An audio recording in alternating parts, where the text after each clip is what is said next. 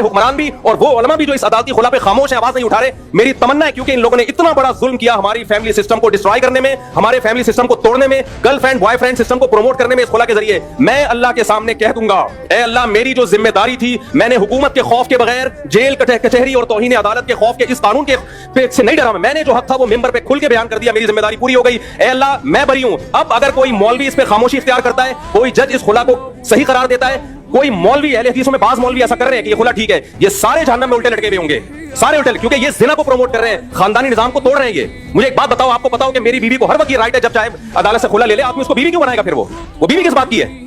Girl friend اور بیوی میں فرق کیا رہ گیا پھر؟ گرل فرینڈ کو بھی یہ رائٹ ہے جب چاہے چھوڑ کے چلی جائے, بیوی کے پاس بھی کورٹ نے یہ رائٹ دے دی ہے جب چاہے کورٹ سے خلا لے کے چلی جائے. ابے تو گرل فرینڈ ہی رکھ لیتا, اس سے بہتر نہیں تھا کیا؟ ان حرام خوروں کو اتنی بڑی زمینی حقیقت سمجھ میں نہیں آ رہی ہے, اور پھر ہمیں سمجھاتے ہیں حدیث بخاری کی, قرآن کی, تو تم قرآن حدیث ہم تم سے زیادہ سمجھتے ہیں. سب سے پہلے اجماع امت ہے, صحابہ نے, تابعین نے, چاروں اماموں نے قرآن حدیث سے کیا سمجھا ہے. تم 15ویں صدی کے مولوی ہمیں بتاؤ کہ قرآن حدیث کیا ہے. بہت افسوس ہوتا ہے, مجھے اہل حدیثوں سے یہ توقع نہیں تھی.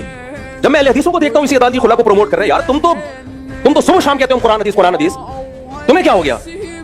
اس سے میں تقلید پہ اور مضبوط ہوتا ہوں کہ آپ ان مذاہب اربعہ کو فوکس کرو تاکہ اس گمراہی سے بچو آپ, ورنہ ہر شاخ پہ الو بیٹھا ہے, انجام گلستہ کیا ہوگا. قرآن حدیث کے نام پہ ہر شخص آپ کو گمراہ کرے گا.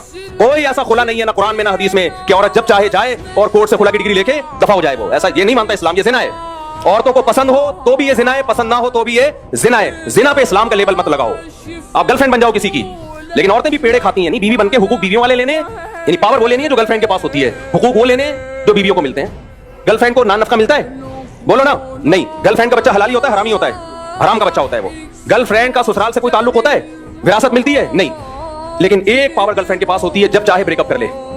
بیوی کو نان نفقہ ملتا ہے, گیس بجلی کا بل ملتا ہے, اس کے بچوں کی علاج معالجہ, ساری زندگی کا سہارا ملتا ہے. لیکن ایک چیز اسلام اس سے لے لیتا ہے, بھائی تمہیں اتنے بینیفٹس مل رہے ہیں تو بریک اپ کا تمہارے پاس رائٹ نہیں ہے. ہماری عدالتوں نے اور وفاقی شرعی عدالت نے اس کو مؤثر قرار دے کے کیا کیا ہے, عورت کو حقوق بیوی والے دے دیے, یعنی مرد پہ ذمہ داریاں ڈال دی, اور پاور گرل فرینڈ والی دے دی.